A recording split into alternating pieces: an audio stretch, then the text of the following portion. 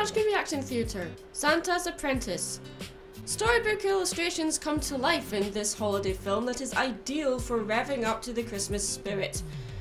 Yeah, take my word for it. Presents, food, candy and joy are put on the back seat in this flick, focusing instead on Santa's anxiety about retiring and trying to find a replacement in time for Christmas. His replacement must be an orphan, he must be named Nicholas, and must be that tired old cliche, pure of heart.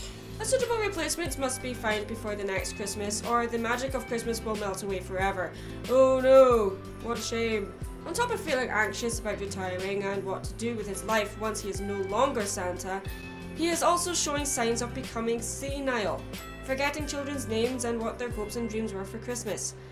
Unfortunately, even after the right apprentice is found in Nicholas, a 7-year-old orphan living in an orphanage in Australia of all places, another orphan boy, also called Nicholas, witnesses the apprentice being taken away and causes havoc out of jealousy of not being chosen himself. The obvious thing about this movie right off the bat is the setting. Obviously, Australia has its Christmas during the summer instead of winter, and for me, it was refreshing to see a Christmas movie where it's not snowing everywhere.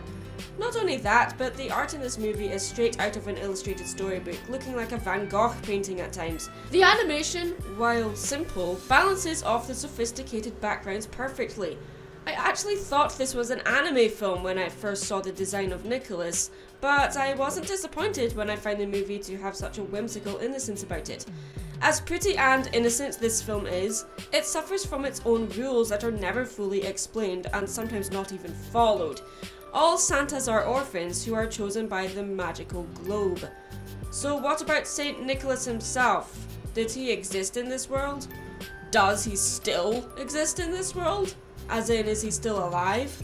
Because if all these Santas have to retire after 178 years, how old are all these Santas? Are they immortal? But then if they are, why do they have this rule about retiring after 178 years?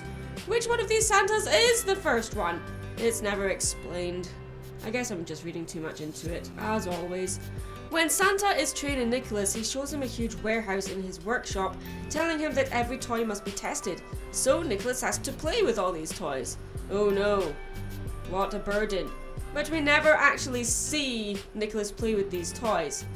Instead, we get scenes of Santa showing the boy how to fly the sleigh on a simulator and how to get inside houses that don't have chimneys, how to climb said chimneys, and how to deliver presents while not being seen. It's all very regimented and taken far too seriously. And when magic does come into play, the rules are so pointless and unexplained, it actually makes the story difficult to follow. Saying that though, the film makes up for its confusing rules with its charming animation and character moments, showing that being Santa can be lonely and even stressful at times. I think a lot of Christmas movies focus far too much on the magic of Christmas, or perhaps the business of it, forgetting that for Santa, it's a job, but also is his reason for existing. So to be forced to give this up after almost 200 years for no good reason seems a little pointless. I guess for me, the thing that made this movie stand out was that it showed that being adopted is actually bittersweet. Yes, a child finally has parents, but they're being taken away by two strangers, being forced to leave all their friends at the orphanage behind. This is something I haven't really seen portrayed that often in movies, and it actually surprised me that not only does this happen in the movie, but it happens in the first 10 minutes. For me, this has the look of a movie for small children, but the brain of an adult. Is this a good thing? I suppose it is. Children will enjoy the candy colours and pretty animation, while adults will appreciate the more subtle emotional moments that kids would probably miss. Ignore the confusing rules and enjoy it for what it is. Innocence is lost nowadays when it comes to animated Christmas movies like this, so give it a watch if you can.